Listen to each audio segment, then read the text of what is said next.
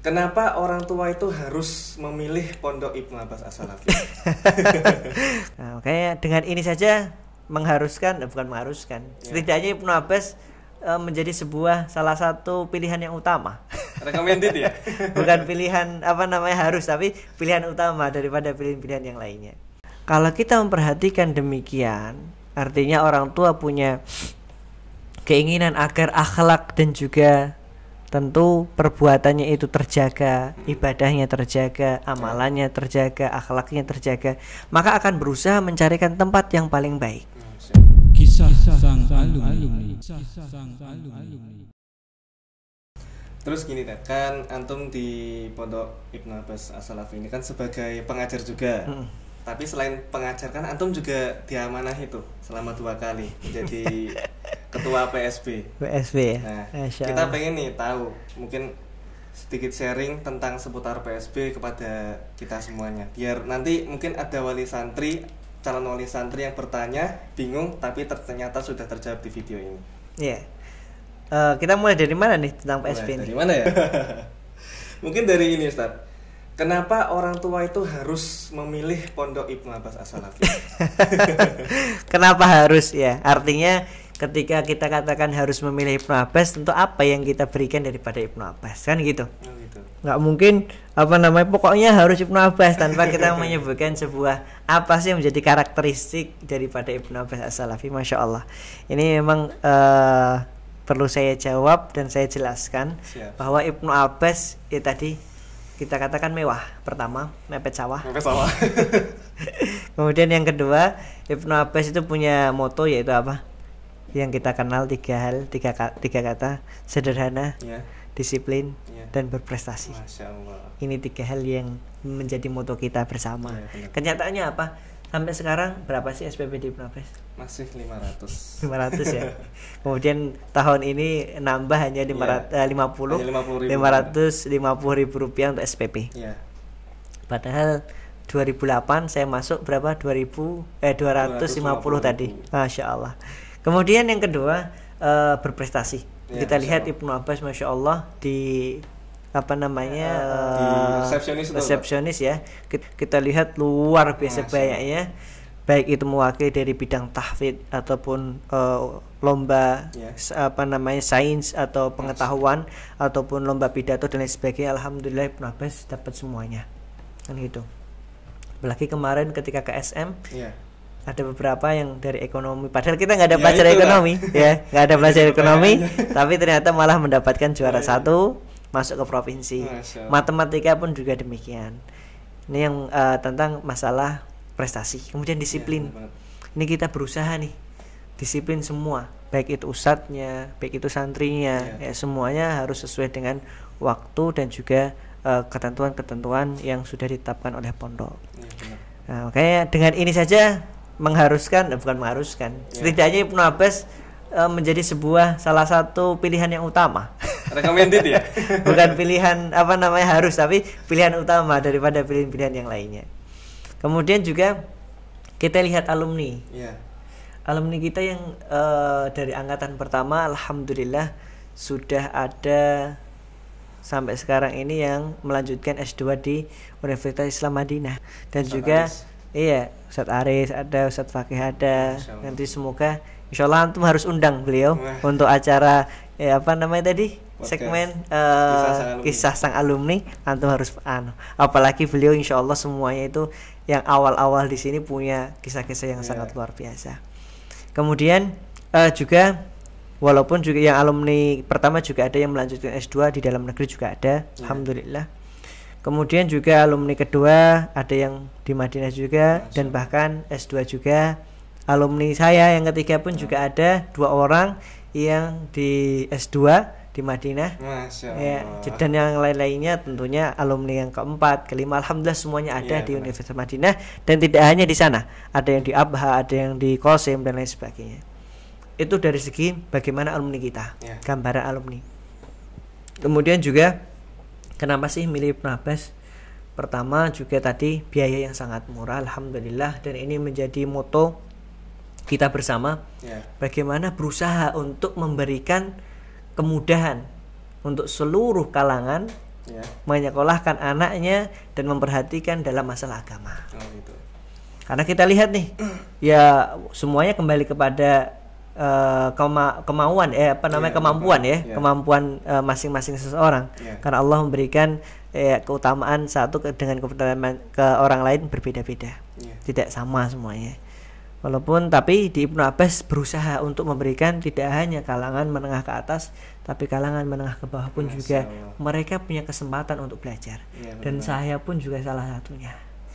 Kenapa? Sampai ketika itu saya ingat tetangga mengatakan, oh anaknya fulan paling hanya cuma bisa mendaftarkan aja atau memasukkan, kemudian nggak bisa melanjutkan. Ya Allah. Sampai ketika sampai dikatakan demikian, Ustaz. Sahih. Artinya Ibnu Abbas lah yang makanya saya katakan Ibnu Abbas tentu atas izin Allah Subhanahu wa taala memiliki hati yang insyaallah bagian yang banyak di hati saya. Masya Allah. Jadi memang selain terjangkau dan emang Ibnu Abbas berusaha ya memberikan yang terbaik gitu. Dan kita punya program kan ya 1 tahun hafal 30 juz ini untuk kelas 1 SMP yang baru masuk. Kita berikan program tersebut. Tentu ada kualifikasi yang harus dipenuhi, yaitu mau dan mampu. Mau dan mampu. Tapi ketika nggak ada kemauan padahal dia mampu, ya kita nggak akan memaksa. Cuma kita punya tadi program 1 tahun hafal 30 juz ini luar biasa sekali. Masya Allah. Luar biasa sekali. Dan sekarang pun Ibnu Abbas punya program yang namanya study club. Itu gimana tuh, Ustaz? Study club kan kita ada beberapa bidang ya, olahraga ada, pendidikan ada, kemudian pengetahuan ada, kemudian apa satu lagi bela diri. Bela diri. Karena kita bedakan. Seperti kalau pengetahuan ada pengetahuan agama dan umum. Kalau agama seperti fikih, usul fikih, kemudian mustalah hadis, sirah, kemudian ada juga nahwu, sorof, itu ada. Jadi untuk apa? Anak-anak yang pingin punya minat mendalami ilmu-ilmu tersebut, silahkan masuk ke kelasnya masing-masing. Dan ini di luar KPM ya, di luar KPM. Berarti di sore atau malam hari? Iya, ini tambahan. Nah, artinya memang kita berikan fasilitas buat mereka. Kemudian ada juga umum pun juga banyak seperti kimia, matematika, ekonomi. Selain juga kita mempersiapkan anak-anak ketika ada lomba kita nggak perlu lagi. Istilahnya ada bimbel, tinggal maju selesaikan gitu. Kalau ada bimbel kan kadang menghabiskan waktu saatnya gitu. Bener. Anaknya juga kalau kita sudah adakan demikian, waktu tiba, silahkan. Lepas gitu ya. Tapi insya Allah. Ini program baru ini, Ustaz. Betul sekali. Program baru yang baru kita jalankan tahun ini. Itu. Soalnya kita tuh pas saya kelas 12 dulu punya wacana kan, dari Ustaz punya wacana ngadain kayak kelompok belajar. Dulu ekonomi. Dulu kan kita tuh diiming-iming kayak belajar ekonomi kayak gini. Pengen banget gitu. Tapi ternyata qadarullah terlanjur selesai kelas 12 nggak sempat kita, ternyata malah baru terrealisasi. Alhamdulillah ya seperti itulah, karena lihat kondisi terkadang mengharuskan kita untuk menunda dulu kegiatan-kegiatan yang ada. Dan juga kita olahraga pun juga ada beberapa macam, dan kita ada panahan, ada juga bela diri dan lain sebagainya. Artinya itu semuanya kita berikan sebagai bentuk kepercayaan orang tua terhadap kita yang sudah memberikan amanah yang begitu luar biasa. Tentu kita akan memberikan yang terbaik buat mereka dengan harga yang mungkin murah ya dikatakan, terjangkau. Dan ngantum lihat sendiri di setiap asrama sudah kita bahkan dispenser ada, ya bahkan UKP ruangan sendiri juga ada, unit kesehatan sendiri, dan insya Allah fasilitas-fasilitas yang bisa dikatakan standar sudah ada di Ibnu. Dan tentu saya ingat mudir itu berusaha untuk memberikan yang terbaik, pondok berusaha memberikan yang terbaik untuk santri-santri kita. Kenapa? Karena mereka adalah aset umat. Iya, benar banget. Yang nanti setelah mereka lulus, tentunya setelah mereka lulus, mereka akan menjadi penerus bangsa kita. Kan seperti itu. Terus berbicara tentang keunggulan Ibnu Abbas nih, Ustaz.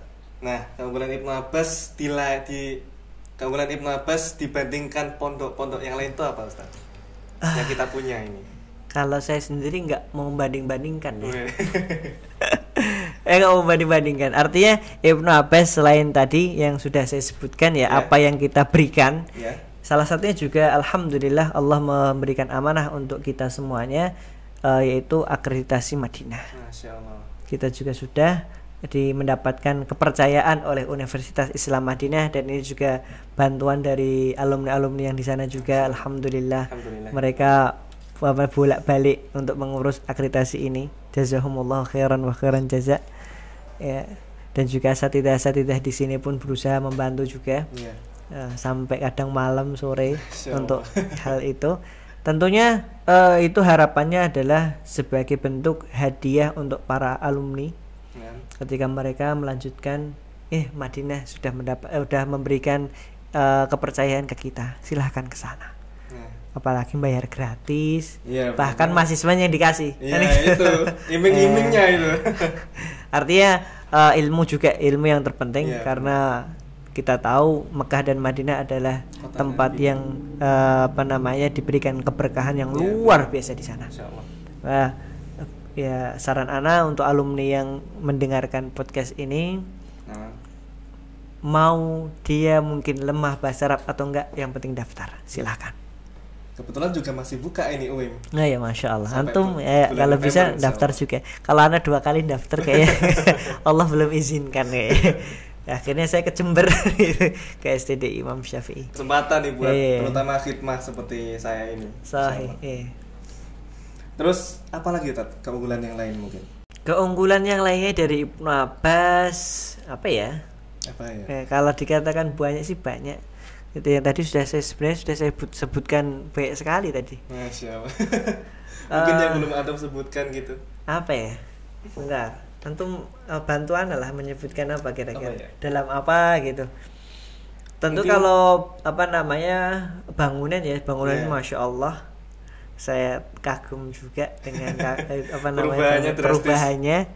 Dan kita kan sudah ada juga Mahat ilmi. Mahat ilmi. Ya mungkin ini sebagai gantinya ide duat yang dulu, program yang dulu kemudian nggak ada lagi. Mahat ilmi ini alhamdulillah sudah berjalan untuk bawa bapak yang paginya kerja sampai siang, maka sore harinya yang mau belajar agama dengan intens tentunya di sore hari ini. Berarti biar menyempatkan untuk talibul ilmi ya Ustaz? Betul sekali. Dari belajar bahasa Arab ada, kemudian tahsin juga ada, kemudian fikih, nahwu dan lain sebagainya insyaallah ada. Ya seperti orang kayak sekolah biasa. Benar. Ya kayak kita harapkan, walaupun bahkan ada bapak-bapak yang umurnya sudah 70 lebih. Masya Allah. Sudah 70 lebih, semangat belajar. Keren. Luar biasa lagi ngajak anaknya. Waduh, Masya Allah ini. Masya Allah, pas saya pada suatu kesempatan saya tanya, Aina Abu, karena di situ ada pertanyaan untuk kita tanyakan kepada para peserta di Mahat Ilmi. Aina Abu, jawabnya apa? Abi Huna. Bapakku ada di sini. Kita kaget. Kok di sini? Ternyata dijawab itu Abi Anas. Masya Allah, ternyata sudah tua juga, sudah sepuh. Tapi semangatnya luar biasa. Itu salah satunya. Kemudian juga ada sekarang fasilitas olahraga. Kita lapangan sudah punya, nggak seperti dulu. Zaman anak itu susah sekali. Mau main itu harus jalan mungkin 1 kilo ke utara ke ya, betul sekali. Jauh itu. Dan di dalam cuma ada lapangan kecil. Ya itu. Dah itu aja. Gak ada dulu nggak sebagus sekarang ya? Oh iya tentu. Oh dulu saya ingat itu masih itu tadi tanah sama kerikil-kerikil. Waduh. Jadi juga ada tambahan juga ya, keunggulan di kita belajar di pondok pesantren khususnya secara umum bisa dikatakan kalau secara khususnya di Ibnu Abbas bahwa ijazah yang kita miliki ini pertanyaan berikutnya adalah seberapa penting sih orang tua itu harus memilihkan pondok pesantren bagi anaknya, terutama kan mengingat di zaman-zaman sekarang ini kan banyak banget tuh problematika remaja, kenakalan remaja. Nah itu seberapa penting peran pondok di situ? Betul sekali. Nah tentu ya ketika kita memperhatikan masalah pendidikan, kita akan memberikan sesuatu yang paling baik untuk anak kita. Benar.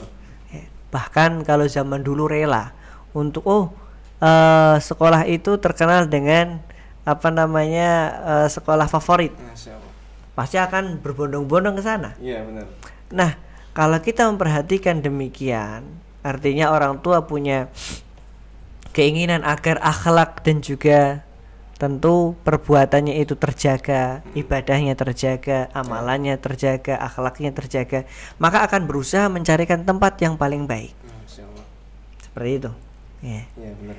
Ya, gampangannya ketika kita pengen suatu yang barang yang baik, bagus, maka kita akan mencari yang kualitasnya nomor wahid. Nah, gitu. Yang terbaik ya. Ya, seperti halnya juga pendidikan. Ketika kita tadi ingin memperhatikan agama, akhlak dan lain sebagainya, maka di pondoklah tempat untuk menjaga itu semuanya. Masya Allah. Bagaimana tidak? Kita lihat di dalam pondok pesantren, di sana di dalamnya terdapat kita mempelajari kalamullah. Iya, benar. Mempelajari hadis-hadis Rasulullah SAW. Kita mempelajari kitab-kitab akhlak. Iya. Kemudian bahkan dalam buku-buku agama yang lainnya pun terkadang juga membicarakan tentang akhlak, sirah Nabi contohnya. Ya, kita gimana sih? Nah, ini yang mungkin kita lihat di masyarakat atau anak muda yang di umum sana. Ya. Krisis yang namanya idola. Ini yang bingung. Banget ini. Seandainya pun mereka ada idola, pertanyaannya siapa idolanya? Zaman sekarang. Padahal kalau secara riset nomor satu yang punya pengaruh besar. Yeah. Bahkan ini kalau riset zaman sekarang ya, yaitu siapa? Rasul Shallallahu Alaihi Wasallam. Dan ditambah lagi tazkiyah dari Allah Subhanahu Wa Taala, laqad kana lakum fi Rasulillahi uswatun hasanah. Di mana sih dipelajari itu semuanya? Ya di pondok pesantren. Pondok pesantren. Di mana lagi? Artinya di luar ada kajian-kajian. Sekarang pertanyaannya, apakah iya anak-anak muda zaman sekarang ditarik orang tuanya ketika mereka sekolah di umum untuk ikuti kajian? Nah, itu masalahnya. Maka disinilah tempat yang paling aman dan nyaman untuk mereka belajar ilmu agama.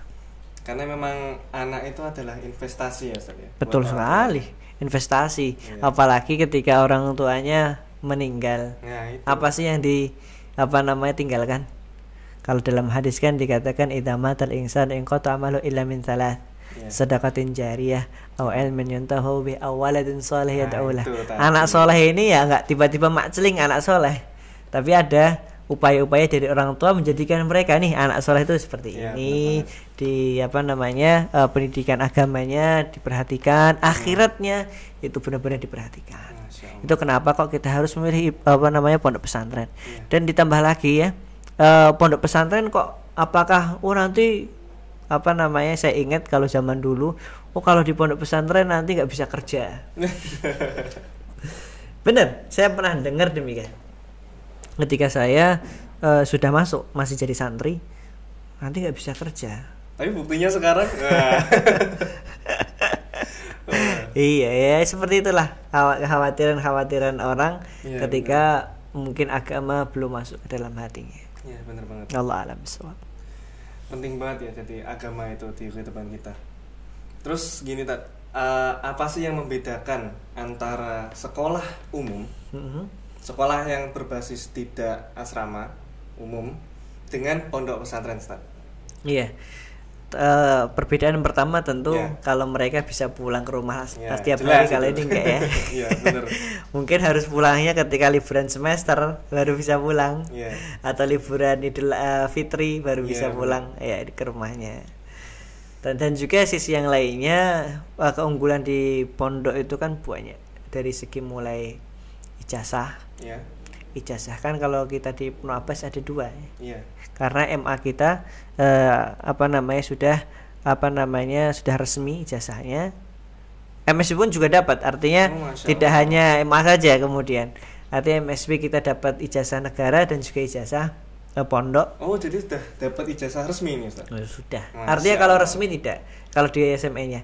Karena kita menggunakan program PKPPS. Oh gitu. Program PKPPS kan kalau zaman dahulu orang bilangnya kejar paket, seperti itu. Karena apa? Karena kurikulum ini bisa sesuai dengan yang diinginkan pondok. Itu.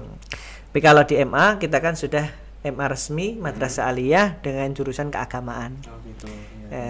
Jadi untuk santri yang sudah lulus dari Ibnu Abbas mendapatkan 2 ijazah.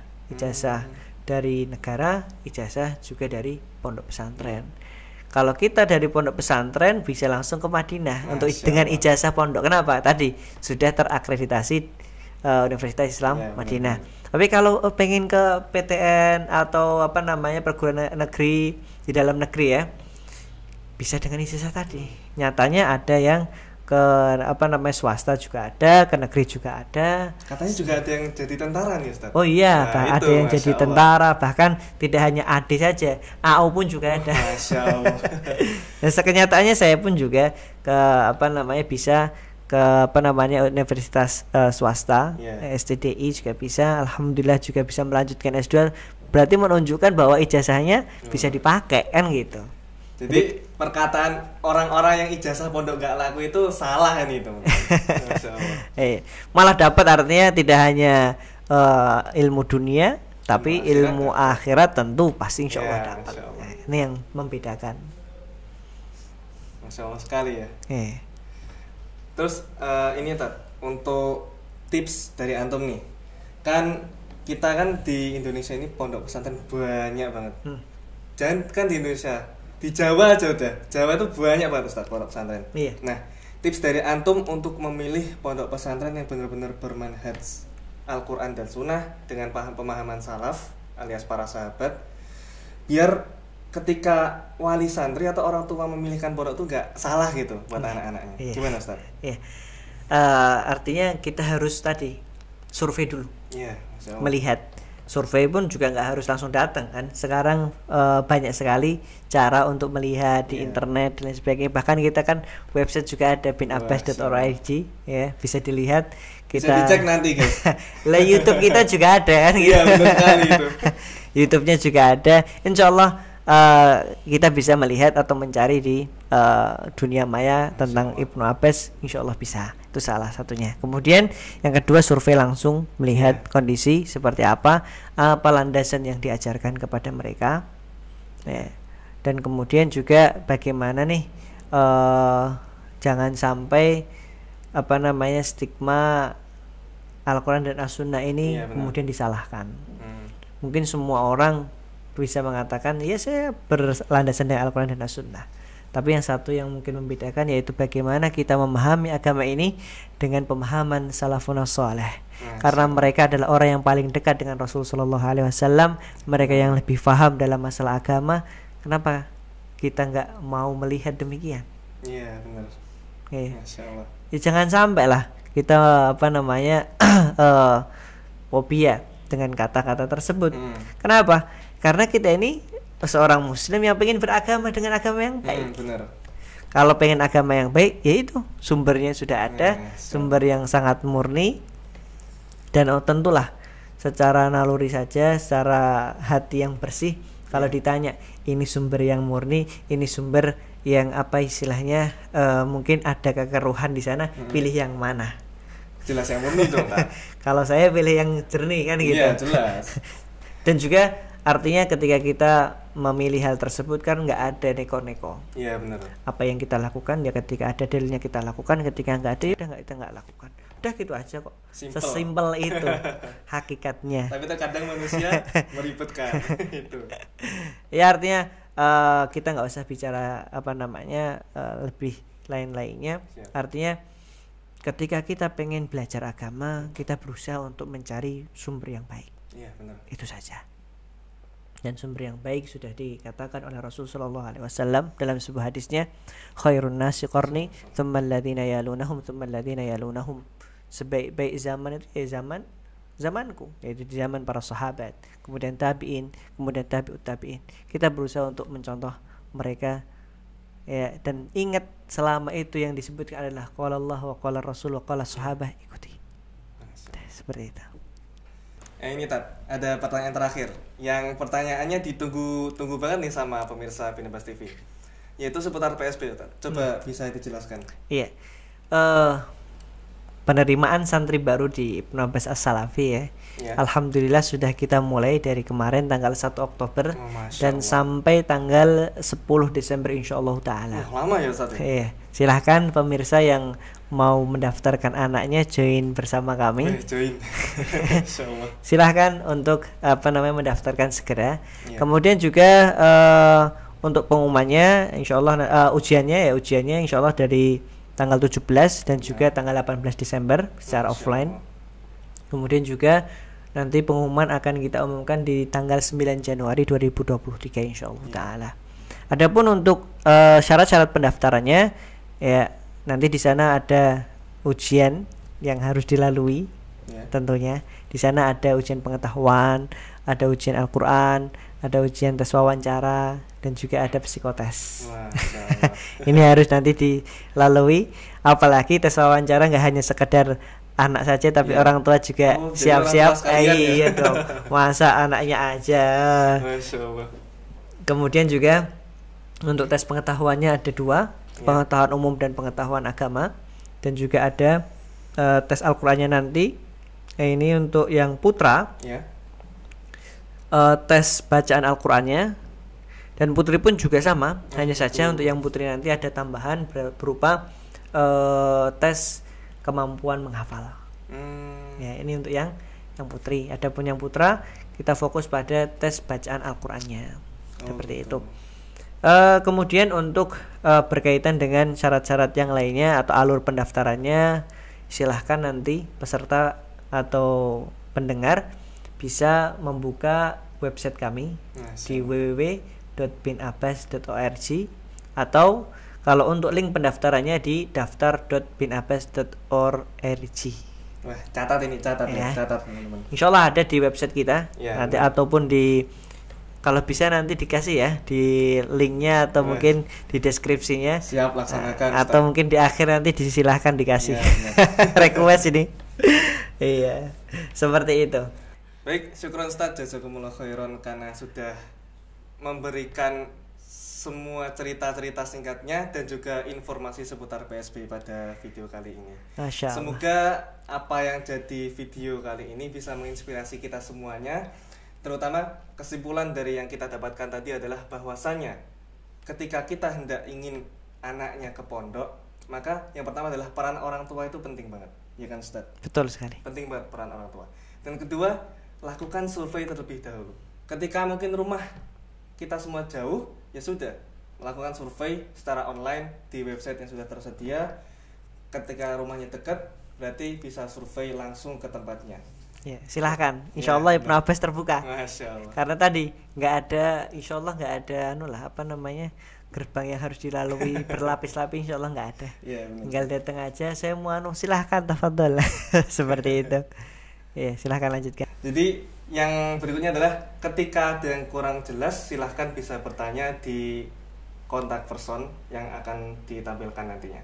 Mungkin itu saja dari saya. Syukran Ustadz atas waktunya. Sekian, saya Muhammad Latif Hidayat selaku host dari podcast kali ini. Sampai berjumpa lagi di segmen podcast berikutnya dengan episode-episode yang lainnya nanti insya Allah. Kami ucapkan terima kasih jazakumullah khairan telah menonton tayangan ini hingga selesai. Assalamualaikum warahmatullahi wabarakatuh. Kisah sang alumni.